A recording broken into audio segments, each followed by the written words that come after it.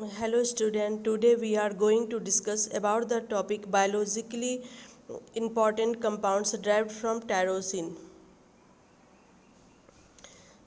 After completion of this presentation, you will be able to answer the following question. Synthesis of dopamine, noradrenaline and adrenaline from tyrosine and their biological significance, or synthesis of thyroid hormone from tyrosine and their biological significance, or synthesis of melatonin from tyrosine and their biological significance. Headings. The presentation is divided into the following heading: dopamine, adrenaline, noradrenaline and thyroid hormone, then melanin. Biologically important compound derived from tyrosine. Tyrosine serves as a precursor for catecholamines. Dopamine, epinephrine are combinedly called catecholamine. Or thyroid hormone T3, T4 and melanin pigment. Synthesis of catecholamine. Epinephrine, adrenaline या norepinephrine and dopamine are collectively called catecholamine. Norepinephrine, epinephrine, dopamine को collectively हम लोग कैटेकोलेमाइन कहते हैं और ये tyrosine से synthesise होते हैं। और ये जो है बनता है एड्रिनल मेडुला में टायरोसिन से, और ये हार्मोन का काम करते हैं जो कि फाइट और फ्लाइट में हेल्प करते हैं। और वेरेज डिफरेंट फंक्शंस होते हैं हमारे बॉडी में। वेरेज डोपामीन जो है और डोपामीन और नॉरएपिनेफ्रिन सेंट्रल नर्वस सिस्टम में, पोस्ट गैंग्लियोनिक नर्वस सिस्टम में और न्यूरोट्रांसमीटर का काम करते हैं। और पार्किंसन डिजीज़ के केस में क्या होता है कि डोपामीन का लेवल जो है सेंट्रल नर्वस सिस्टम में कम हो जाता है, क्योंकि उस सेल डोपामिन बना रहा होता है उस सेल की डिफिशियंसी हो जाती है।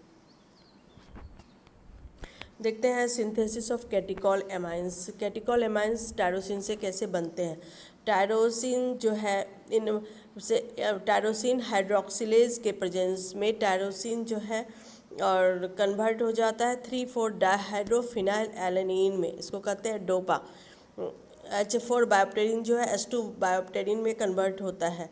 और डोपा जो 3,4 डाइहाइड्रोक्सीफिनाइल एलेनिन जो है ये डोपा डी कार्बोक्सिलेज के प्रेजेंस में और पीएलपी के प्रेजेंस में क्या होता है CO2 रिमूव होता है और कन्वर्ट हो जाता है डोपामीन में।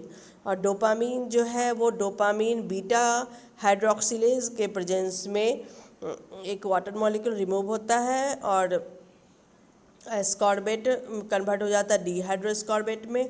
डोपामीन कन्वर्ट हो जाते हैं डोपामीन बीटा हाइड्रोक्सिलेज के प्रेजेंस में नॉरएपिनेफ्रिन में। और नॉरएपिनेफ्रिन जो है phenyl ethanol amine N methyl transferase के प्रेजेंस में कन्वर्ट हो जाते हैं एपिनेफ्रिन में।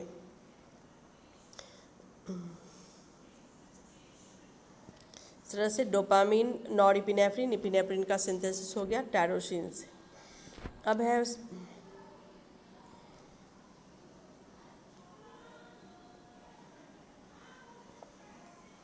Dopamine and Parkinson disease.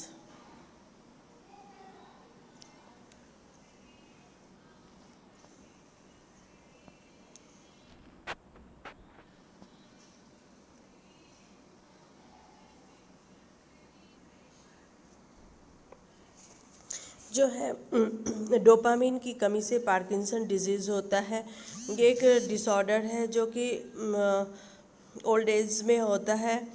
इसमें क्या होता है कि चलने में मोटर फंक्शन डिस्टर्ब होता है, जिसकी वजह से जो पर्सन होता है उसमें डोपामीन की कमी होती है, जिसको पार्किंसन डिजीज़ होता है। वो घसीट के चलता है और उसके फेस जो होते हैं एक्सप्रेशन लेस हो जाते हैं और ट्रिमर हो जाता है, मस्कुलर रिजिडिटी हो जाती है और लेथार्जी हो जाता है।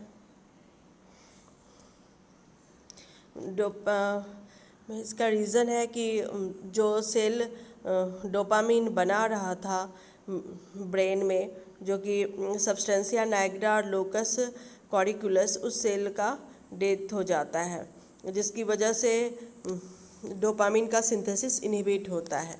और डोपामीन अगर ब्रेन में कम होता है, उसकी डिफिशेंसी हो जाती है, उसका प्रोडक्शन कम हो जाता है, तो पार्किंसन डिजीज़ होता है।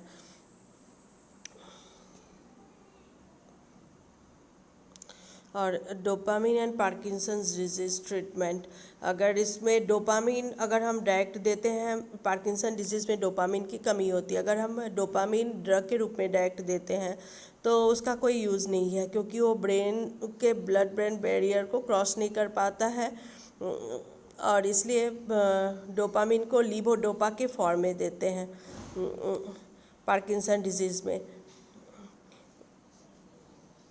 और ये जो होता है लीवोडोपा जो होता है डोपामीन में कन्वर्ट हो जाता है ब्रेन में जाके, और पार्किंसन डिजीज़ के सिम्टम को रिड्यूस करता है, लेकिन बहुत कम परसेंट ही लीवोडोपा का जो है ब्रेन में पहुंच पाता है।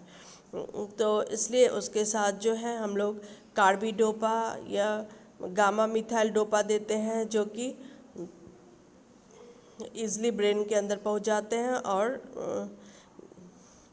और ये पार्किंसन डिजीज़ को ट्रीट करते हैं, ज़्यादा अमाउंट पहुंच पाता है ब्रेन के अंदर। अगर लीवोडोपा अकेले देते हैं तो वो बहुत सारा 1% सिर्फ पहुंच पाता है, 99% उसका वेस्ट हो जाता है। Synthesis of thyroid hormone, thyroglobulin से टायरोसिन रेसिड्यू जो है टायरोसिन रेसिड्यू बनाता है मोनोआयोडोटायरोसिन और डाईआयोडोटायरोसिन।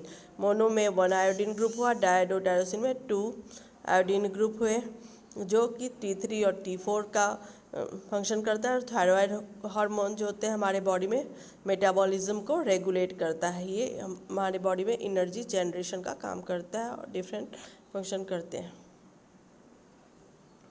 फिर टायरोसिन जो है मिलानिन पिगमेंट बनाता है। टायरोसिन जो है टायरोसिन हाइड्रोक्सिलेज के प्रेजेंस में H4 बायोप्टेरिन जो है H2 बायोप्टेरिन में कन्वर्ट हो जाते हैं, और टायरोसिन हाइड्रोक्सिलेज के प्रेजेंस में डोपा बनाया। डोपा टायरोसिनेज के प्रेजेंस में डोपा क्विनॉन बनाता है। डोपा क्विनॉन जो है ये बनाता है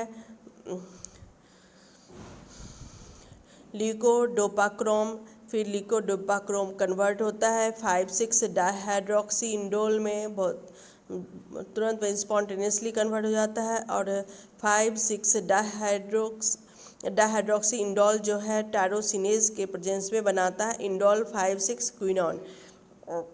डोपा क्विनॉन जो है सिस्टीन के प्रेजेंस में बनाता है डोपा क्रोम, और डोपा क्रोम जो है कन्वर्ट होते हैं रेड मिलानिन में, और ये इंडोल 5,6 क्विनॉन ब्लैक मिलानिन बनाता है। मिलानिन होते हैं हमारे बॉडी में कि स्किन का कलर, ये ब्लैक और रेड मिलानिन जो है हमारे स्किन के कलर को डिटरमाइन करते हैं, और ये डिपेंड करता है जेनेटिक और इन्वायरमेंटल फैक्टर पे भी, और ये डिपेंड करता है कितना मिलानोसाइट है, टायरोसिन कितनी एबिलिटी है। अल्बिनिज़म एक इनबॉर्न ईरर डिजीज़ है जिसमें कि मिलानिन का फॉर्मेशन नहीं होता है। इसमें जो पर्सन एल्बिनिज़म होते हैं उसके हेयर, आईलेसेस, आईब्रोज सब वाइट रहते हैं, क्योंकि उसमें मिलानिन पिगमेंट की डिफिशियंसी होती है। Okay, thank you.